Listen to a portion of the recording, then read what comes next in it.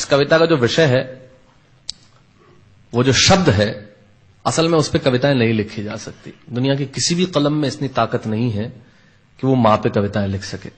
मैं तो बहुत छोटा कलमकार हूं, मैं मां पे क्या कविताएं लिखूंगा। मैंने एक कविता सिर्फ ये लिखी है कि जब मां हमारे पास होती है तब शायद उसके होने का एहसास नहीं होता। जब मां नहीं होती तब जिंदगी क्या होती है, बस मैं ये कहना चाहता हूं। तब आप सुने उस कविता को। एक बहुत छोटी सी कहानी उस कविता के शुरू में कहता हूं। एक जंगल में एक संगीतकार मृदंग बजाता था। मृदंग ढोलक की तरह एक वाद्य को कहते हैं। और जब मृदंग बजाता तो एक बकरी का बच्चा वहां रोज आके खड़ा हो जाता। एक दिन सर ये कैमरे जो भी हैं बंद कर दें प्लीज, फॉर गॉड सेक। बकरी का बच्चा वहां खड़ा हो जाता आके, तो मृदंग जो बजाता था संगीतकार, उसने उस मेमने से एक दिन पूछ लिया कि यार तुझे क्या मेरा सुर, मेरी ताल, मेरी लय बहुत अच्छी लगती है जो तू रोज यहां चला आता है। वो बोला मैं नहीं जानता कि आप क्या बजाते हैं, न मुझे सुर की समझ, न ताल की समझ, न लय की समझ। मैं तो बस इतना जानता हूं कि इस ढोलक पे, इस मृदंग पे जो चमड़ा मढ़ा है वो मेरे मां के बदन से आया है। क्या बात है, बहुत अच्छे, वाह। जब इस पे थाप पड़ती है मैं आके खड़ा हो जाता हूं। बहुत अच्छे, वाह। मेरी कविता मां के न रहने पे भीतर से पड़ी हुई थाप की कविता है। तब सुनाना चाहता हूं। इस कविता में अगर आपके आंसू बाहर की दुनिया की यात्रा करना चाहे तो रोकिएगा मत। अगर आपको ठीक लगे, जैसा कहता हूं जब मां नहीं होती तब जिंदगी क्या होती है। एक मुनव्वर राणा साहब का शेर उधार लेता हूं कि किसी के हिस्से में मकान आया, किसी के हिस्से में दुकान आई, मैं सबसे छोटा था, मेरे हिस्से में मां आई। क्या बात है, वाह वाह, बहुत अच्छा। तब कहता हूं कि कल जब उठकर काम पर जा रहा था तो अचानक लगा कि कोई रोक लेगा मुझे। कल जब उठकर काम पर जा रहा था तो अचानक लगा कि कोई रोक लेगा मुझे और कहेगा खड़ा खड़ा दूध मत पी, हजम नहीं होगा। मुझे लगा कोई कहेगा खड़ा खड़ा दूध मत पी, हजम नहीं होगा। 2 घड़ी सांस ले ले, अरे इतनी ठंड और कोट भूल गया, इसे भी अपने पास ले ले।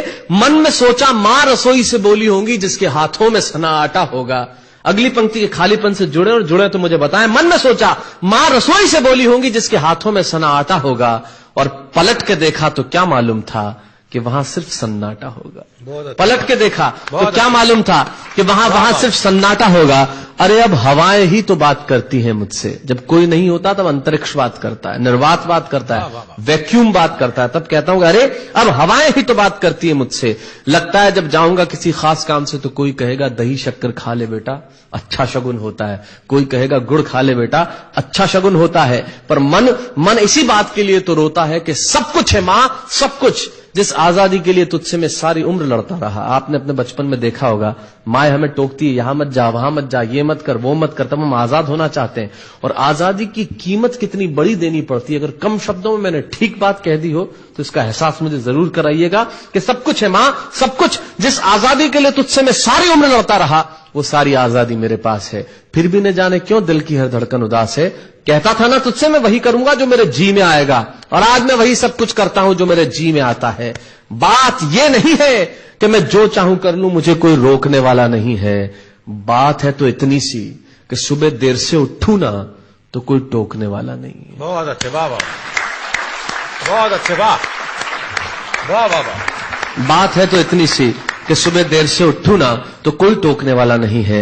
रात को देर से लौटूं तो कौन नाराज होगा भला, कौन कहेगा बार बार कि अब कहां चला। आप ही के जिंदगी के कुछ दृश्य चुराता हूं और आप ही को सौंपता हूं। रात को देर से लौटूं तो कौन नाराज होगा भला, कौन कहेगा बार बार कि अब कहां चला। दोस्तों के साथ घूमने पर उल्हाने कौन देगा, मेरे वो तमाम झूठे बहाने कौन देगा। सच कहा साहब, गम की चोटें जख्मों पे फौलाद से ज्यादा क्या होगी, और मां की दौलत दुनिया में औलाद से ज्यादा क्या होगी। तब कहना चाहता हूं कि रात को देर से लौटूं तो कौन नाराज होगा भला, कौन कहेगा बार बार कि अब कहां चला। दोस्तों के साथ घूमने पर उल्हाने कौन देगा, मेरे वो तमाम झूठे बहाने कौन देगा। कौन कहेगा कि इस उम्र में क्यों परेशान करता है। हाय राम, ये लड़का क्यों नहीं सुधरता है।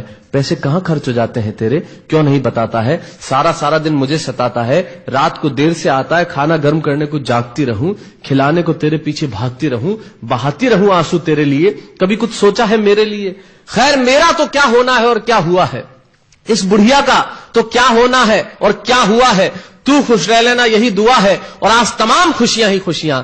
जीवन में जो सर्वश्रेष्ठ एक पंक्ति जो ईश्वर ने मुझे सौंपी वो मैं आपको सौंपता हूं। कहीं कोई कविता नहीं है, एक बहुत सामान्य सी बात जो बहुत सामान्य ढंग से मैं कह रहा हूं। लेकिन गेट सेट गो जो मैंने किताब लिखी, शायद हिंदुस्तान की पिछले 3 सालों में सबसे ज्यादा बिकने वाली किताब वो रही, 14 भाषाओं में उसका अनुवाद हुआ। वाह वाह में मैं रोज टीवी पे बोलता हूं, मेरे लाखों लफ्ज कुर्बान करता हूं सिर्फ उस एक पंक्ति पे जो ईश्वर ने मुझे सौंपी, और कहीं कोई कविता नहीं है, आप ही का भाव आपकी उठा को सौंपता हूं और देता हूं, और जिस विश्वास के साथ मैंने लिखा उस विश्वास के साथ आपको देता हूं कि मेरा तो क्या होना है और क्या हुआ है, इस बुढ़िया का तो क्या होना है और क्या हुआ है, तू खुश रह लेना यही दुआ है। और आज तमाम खुशियां ही खुशियां, गम ये नहीं है कि कोई ये सब खुशियां बांटने वाला होता, पर कोई तो होता जो गलतियों पे डांटने वाला होता। बहुत अच्छे, वाह वाह वाह वाह, बहुत अच्छे, वाह।